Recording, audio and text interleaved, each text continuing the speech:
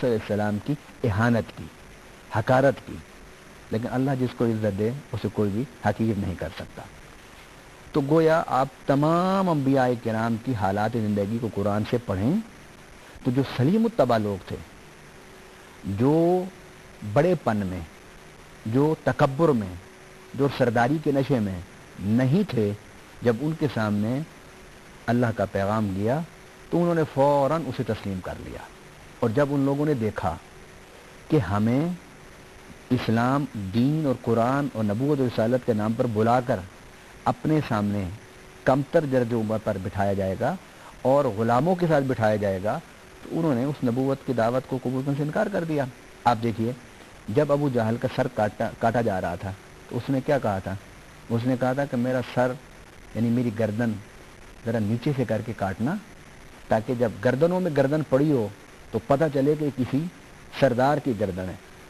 گویا قرآن کے فلسفہ کے مطابق جن لوگوں نے انبیاء کرام کی دعوت کو مسترد کیا، اپنے مال کی وجہ سے، اپنے اقتدار کی وجہ سے، اپنے دنیاوی جاہ و منصب کی وجہ سے انہوں نے قبول کیا، اور جہاں یہ تینوں چیزیں نہیں تھیں ان لوگوں نے بڑی جلدی اسلام قبول کر لیا، بڑی تیزی سے اسلام کی طرف آئے۔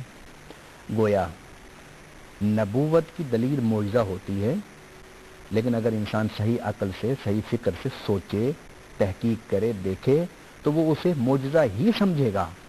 اور اگر وہ پیغمبر سے اپنا توازن کرنا شروع کر دے، موازنہ کرنا شروع کر دے، تقابل شروع کر دے، تو پھر وہ کبھی نبی کو جادوگر کہے گا اور کبھی کہ نبی کے معجزے کو جادو کہے گا۔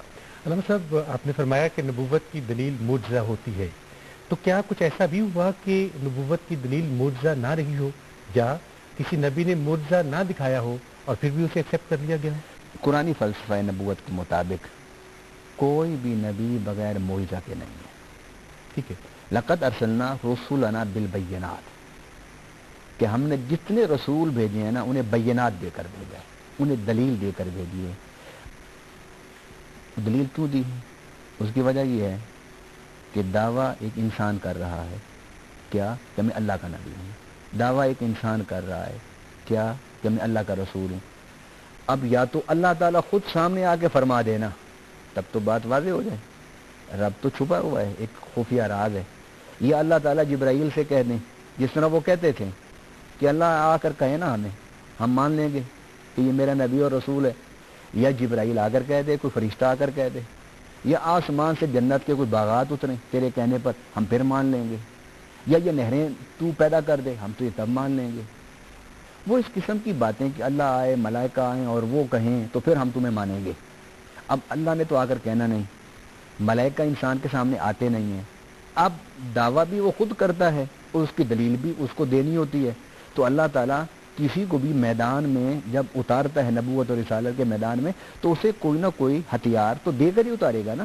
تو نبی کا سب سے بڑا ہتھیار معجزہ ہوتا ہے۔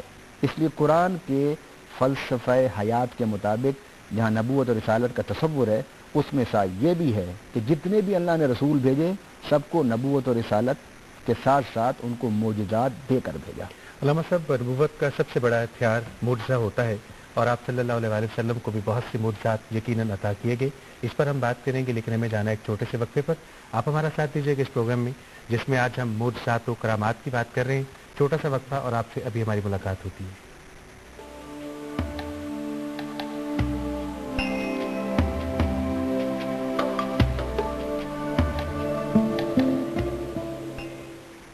آپ سب کو ایک بار پھر ویلکم اس پروگرام میں، جس میں آج ہم بات کر رہے ہیں معجزات و کرامات کی، اسلام کے حوالے سے۔ علامہ صاحب، نبی کا سب سے بڑا ہتھیار اس کا معجزہ۔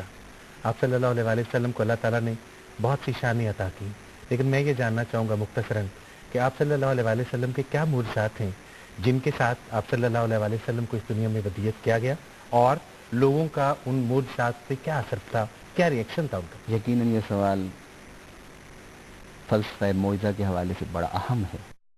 قرآن پاک میں اللہ تعالیٰ نے جب انبیاء کی بات کی نا تو فرمایا کہ ہم نے انہیں معجزات دے کر بھیجا۔ لقد ارسلنا رسولنا بالبینات، بے شک ہم نے رسولوں کو بھیجا معجزات کے ساتھ۔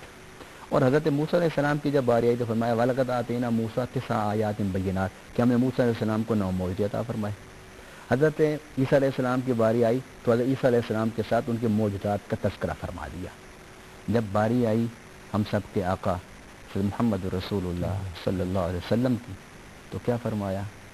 فرمایا یا ایھا الناس قد جاءکم برہان من ربکم. اے لوگو، اللہ اعلان فرما رہا ہے، متوجہ کر رہا ہے، اے انسانوں، اے قبیلہ انسان، اے گروہ انسان، متوجہ ہو جاؤ، میں ایک بڑا اہم اعلان کرنے والا ہوں. قد جاءکم برہان من ربکم، کہ میرا نبی، میرا حبیب حضرت محمد رسول اللہ صلی اللہ علیہ وسلم تمہارے پاس معجزے لے کر نہیں بلکہ سراپا معجزہ بن کر آئے. اس لیے کسی شاعر نے کیا خوب کہا کہ دیے معجزے انبیاء کو خدا نے، ہمارا نبی معجزہ بن کر آیا. گویا اللہ تعالیٰ نے کسی نبی کے ہاتھ کو معجزہ بنا دیا، کسی کی لاٹھی کو معجزہ بنا دیا، کسی کے زبان کو معجزہ بنا دیا، کسی کی نظر کو معجزہ بنا دیا، کسی کی پھونک کو معجزہ بنا دیا، کسی کے مس کرنے کو معجزہ بنا دیا. یہ معجزے اللہ نے دیے. 2 4 5 6 7 8 9 10 9 تک قرآن پاک میں ذکر ہے. اور نبی پاک صلی اللہ علیہ وسلم کو جب اللہ تعالیٰ نے بھیجا تو آپ کے سر اقدس کے بال مبارک سے لے کر آپ کے پاؤں مبارک کے ناخن تک اللہ نے آپ کو سراپا معجزہ بنا کر بھیجا.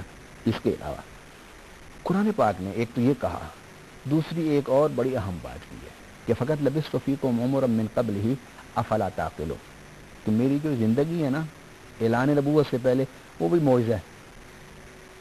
میری زندگی اعلان نبوت سے پہلے فرمائے وہ معجزہ ہے.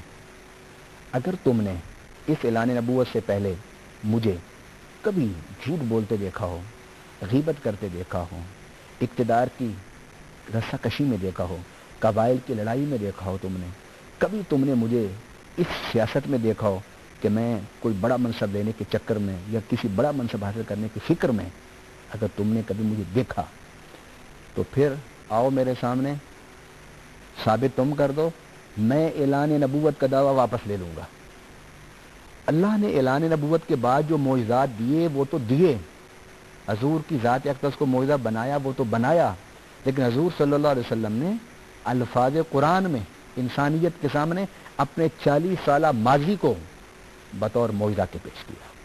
گویا نبی پاک صلی اللہ علیہ وسلم کا جو اعلان نبوت سے پہلے کا وقت گزر چکا تھا وہ بھی اللہ تعالیٰ نے معجزہ بنا دیا کہ کسی انسان کو نبی پاک صلی اللہ علیہ وسلم کے اعلان نبوت سے پہلے والی زندگی میں اور اعلان نبوت سے بعد والی زندگی میں کوئی ایسی جگہ نہیں ملتی کہ جہاں وہ انگلی رکھ کے اشارہ کر سکے کہ یہ کیا ہے، بلکہ حضور صلی اللہ علیہ وسلم کے ذات اقدس، آپ کے اوصاف، آپ کے صفات، آپ کے کمالات، آپ کے معجزات، آپ کی سیرت، آپ کے غزوات، آپ کی تعلیمات، آپ کے بیانات، آپ کے خطبات، یہ سب کے سب اللہ نے انسانیت کے لیے معجزے کے طور پر سامنے رکھ دیے. علامہ صاحب، کچھ ایسے واقعات آپ صلی اللہ علیہ وسلم کی زندگی میں آئے جب کافروں کو، جب غیر مسلموں کو اسلام کی طرف راغب کرنے کے لیے، ان کو بلانے کے لیے آپ صلی اللہ علیہ وسلم کو واقعتاً معجزات دکھانے پڑے، اور پھر ان لوگوں کو یقین دلانے کے لیے وہ سب کچھ کرنا پڑا وہ جو اللہ تعالیٰ نے آپ کو عطا کیا تھا. میں یہ چاہوں گا کہ اس پروگرام میں آپ مختصراً ان واقعات کا، ان معجزات کا ضرور ذکر کریں جن سے اسلام کی ترویج و ترقی میں جنہوں نے اہم کردار ادا کیا. اس میں 2 معجزے، ایک معجزہ جسے قرآن پاک نے بیان کیا اور ایک معجزہ جو احادیث صحیحہ